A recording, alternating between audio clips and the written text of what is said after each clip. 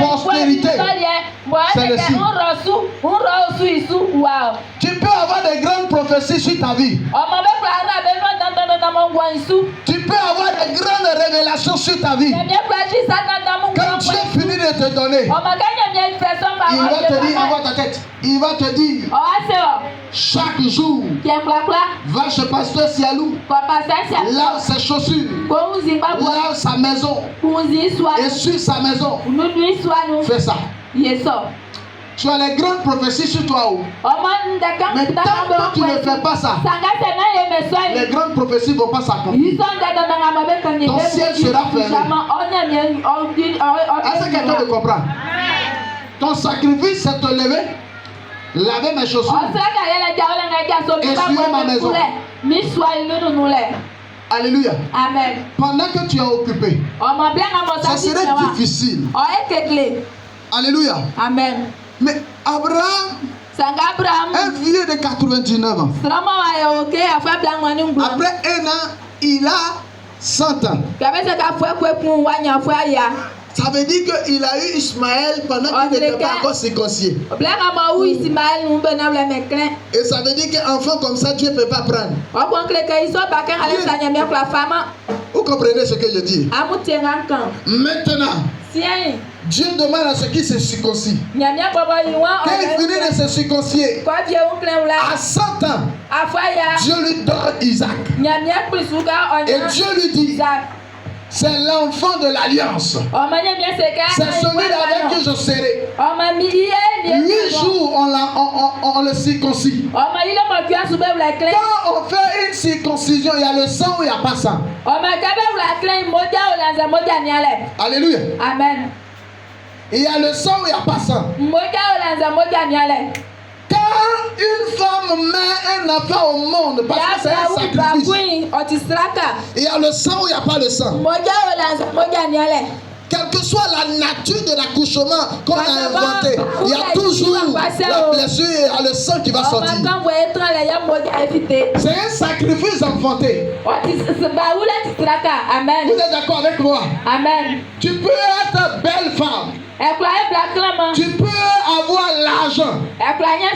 Moi je connais des femmes qui ont l'argent, mais qui n'ont pas pu enfanter. Ça crée une tristesse. Parce qu'elle veut se sentir femme, qu'elle donnera vie à un être humain. Mais pour donner vie à un être humain, c'est un sacrifice. Tu saigneras.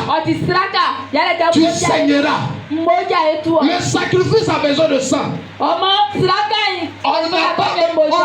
veut pas que le sang verse et puis on veut que ça, on appelle ça sacrifice. Quel est le type de sacrifice que tu peux faire pour ouvrir le ciel sur toi? Frère, Abraham, il obéit. Il se circoncis. Quand il finit de se circoncier, la promesse, pour que la promesse s'accomplisse, Abraham a attendu 25 ans. Pour que Isaac vienne. Dieu lui a dit, quitte ta patrie. Il a eu l'argent. Il a des hommes. Mais il n'avait pas encore la prophétie. Dieu se révèle à lui. Dieu lui dit, je vais te bénir. Je vais faire telle chose. Je vais faire telle chose. Je vais te lever. Tu rendras ton nom grand. Mais tu dois te circoncier.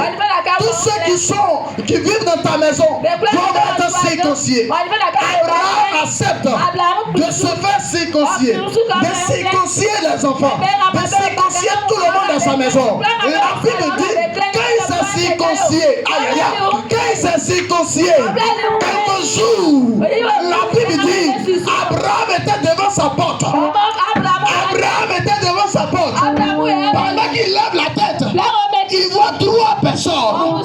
Ces 3 personnes arrivent. Quand il voit ces 3 personnes, la Bible dit, Abraham court vers eux. Quand il court vers eux, il dit, maître, venez chez moi. Il dit, venez chez moi. La Bible dit, Abraham les reçoit. Abraham les reçoit. Il lave leurs pieds. Quand il finit de laver leurs pieds, il va faire encore un autre sacrifice. sacrifice. La Bible dit, il trouve à sa bergerie. Il va prendre un anneau. Il vient, il donne à l'un de ses serviteurs. On le gorge. Il donne à Sarah. Et Sarah prépare. Quand ils ont mangé, quand ils ont fini de manger, la Bible dit, parmi les trois, elle va dire, l'année prochaine, à cette même date, papa tombera enceinte.